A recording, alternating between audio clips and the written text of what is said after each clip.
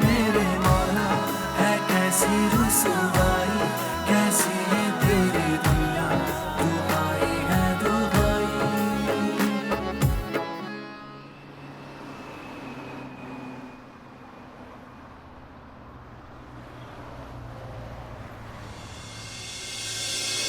माफ कर दे खता मेरे मुश्किल कुशा, तेरे दर से न खाली कोई भी गया, तू करम ही करम अता ही अता, दूर कर दे अंधेरे सवेरा तू दिखा। ओ मौला मेरे मौला है कैसी रुसवाई, कैसी है तेरी दुनिया, दुहाई है दुहाई। ओ मौला मेरे मौला है कैसी रुसवाई, कैसी है तेरी दुनिया, दुहाई है दुहाई। अंबर बेटा, तुम्हारा ट्रिप कैसा रहा? बहुत अच्छा मॉम। आजकल तो मुझे ऐसा लगता है life is like honeymoon. Harib के प्यार और केयर ने मुझे और स्पेशल कर दिया। ये तो बहुत अच्छी बात है। वैसे तुम लोग गए कहाँ कहाँ थे? पहले तो हमने पाकिस्तान एक्सप्लोर किया। Oof mom, Pakistan is so beautiful. Well I didn't know this. Then we went to Turkey and that was an amazing trip mom. लेकिन हम लोग तो बिल्कुल उदास हो गए थे अंबर और हारिब के बगैर। काफी दिनों के बाद आए ना ये लोग, इसलिए। हनीमून पर भी काफी लेट गए थे ना, और फिर हारिब भी कहाँ टाइम निकाल रहा था। जी बस माशाल्लाह काम को लेकर काफी सीरियस हो गया है। हमें तो बिल्कुल उम्मीद नहीं थी, लेकिन वो हमारी सोच से उलट निकला। पहले तो बिजनेस में बिल्कुल इंटरेस्ट नहीं था उसे, और अब पूरा दफ्तर घर उठा कर ले आता है। वेल डैड भी काफी इम्प्रेस है हारिब से, बट मैं नहीं।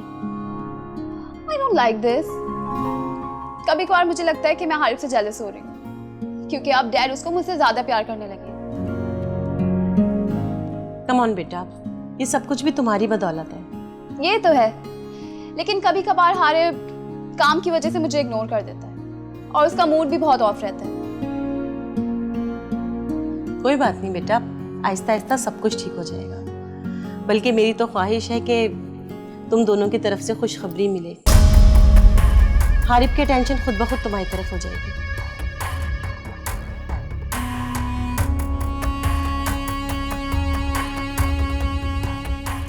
मिसेस अमान, आपने तो कुछ भी नहीं लिया, प्लीज कुछ लेना।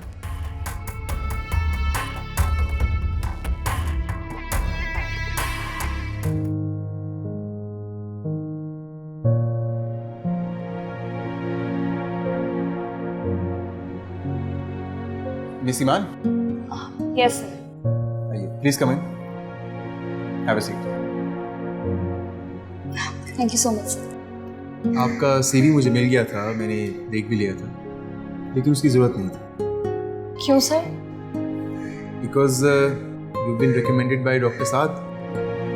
वो मेरे बहुत अच्छे दोस्त हैं। एक्चुअली यूनिवर्सिटी में वो मेरे सीनियर थे, और फिर हमारी बहुत अच्छी दोस्ती हो गई। हो आई सी। डॉक्टर साहब मेरी भी फेवरेट टीचर। सो मिस ईमान, आपने ग्रेजुएशन फैशन डिजाइनिंग में की, और उसके बाद कुछ अर्सा प्रैक्टिस भी की, तो फिर ये साइकोलॉजी की तरफ कैसे आ गई? वेल सर, एक बहुत अच्छी साइकियाट्रिस्ट डॉक्टर ज़ारा की काउंसलिंग ने मुझे इस फील्ड की तरफ मुतवज्जा किया, इसलिए। Great inspiration. वैसे डॉक्टर साहब मुझे बता ही रहे थे कि आप उनकी क्लास की सबसे ब्राइट स्टूडेंट हैं। एक्चुअली हमें हमारे हॉस्पिटल में कुछ फीमेल साइकोलॉजिस्ट की ज़रूरत है, बिकॉज यहाँ पे काफ़ी फीमेल पेशेंट्स आती हैं, और वो मेल डॉक्टर से अपने प्रॉब्लम्स उतने कंफर्टेबली शेयर नहीं कर पाते। सो इसलिए वी नीडेड गुड काउंसलर्स। और वैसे भी एक साइकोलॉजिस्ट ना सिर्फ एक अच्छा स्पीकर होता है, बल्कि एक अच्छा लिसनर भी होता है, जो अपने पेशेंट्स की प्रॉब्लम को सुने, समझे और फिर उनका सोल्यूशन प्रोवाइड करे। जी sir. So do you think you can do this? Sir, इंशाल्लाह I will try my best. Great. Initially 2 months आप एक सीनियर डॉक्टर के साथ ट्रेनिंग करें, और उसके बाद आपकी प्रोग्रेस को देखते हुए will have you on board. Thank you so much sir. You welcome. By the way you can call me doctor Rohel. अभी इतना भी सीनियर नहीं हुआ हूँ, और इस तरह एक कंफर्टेबल एनवायरनमेंट में आप मुझसे ज़्यादा बेहतर सीख पाएंगे। Okay doctor Rohail. So I wish you the best of luck and I will see you tomorrow. Okay, अल्लाह हाफिज। अल्लाह हाफिज।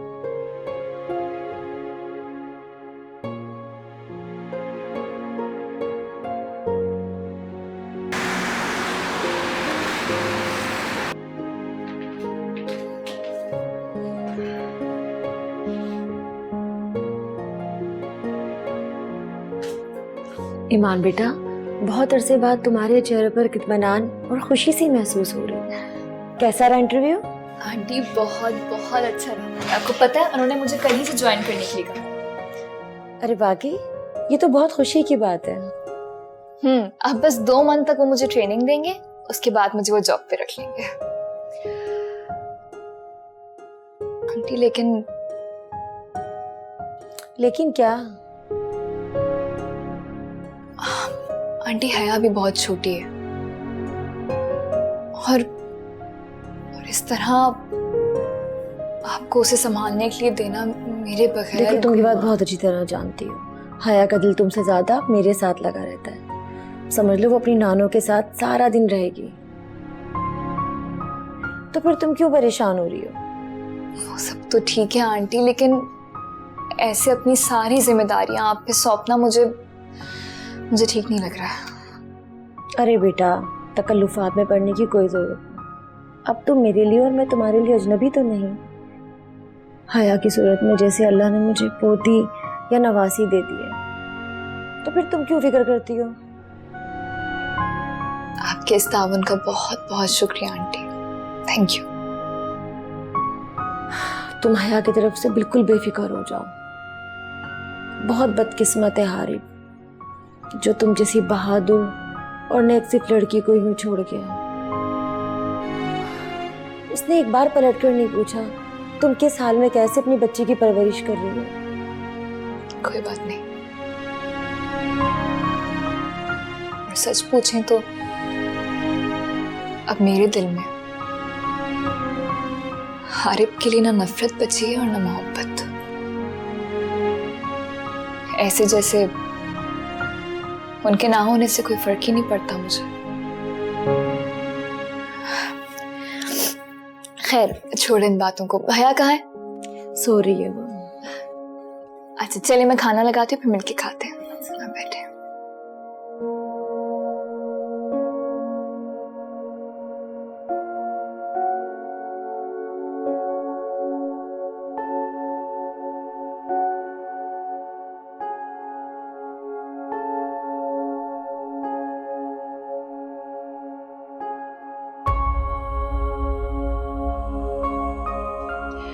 Harib, I need to talk to you. बोलो I need your attention भी। यार, बोलो, मैं तुम्हारी बात ही सुन रहा हूँ। आज मामा आई थी, चाय पे गपशप लग रही थी कि आंटी ने कोई अजीब ही बात कर दी। मुझे बिल्कुल पसंद नहीं आई। ऐसा क्या कह दिया उन्होंने? बहुत ही शिद्दत से इंतजार कर रही हूँ हमारी किसी बेबी का।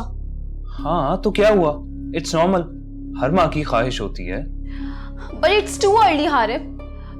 और वैसे भी मुझे बिल्कुल पसंद नहीं है कि लोग मुझे प्रेशराइज करें। तो भाई तुम्हें प्रेशराइज कौन कर रहा है? मामा ने तो वैसे ही बात की होगी, इसमें इतना इशू क्रिएट करने की क्या बात है? तुम्हें पता ही है, जब से नौशीन भाभी और जुनैद भाई की बेबी की डेथ हुई है, उस वक्त से मामा बहुत अपसेट है। अच्छा, तो अब इन सब चीजों की सजा मुझे मिलेगी? हाँ, do I have to compensate for this? आज एक बार मेंशन किया है, कल बार बार मेंशन करके मेरा दिमाग खाएंगी।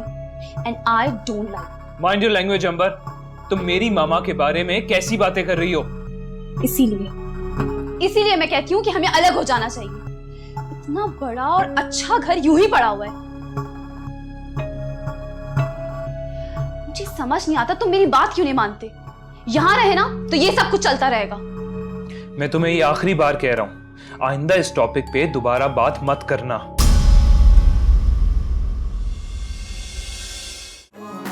मेरे मौला है कैसी रुसवा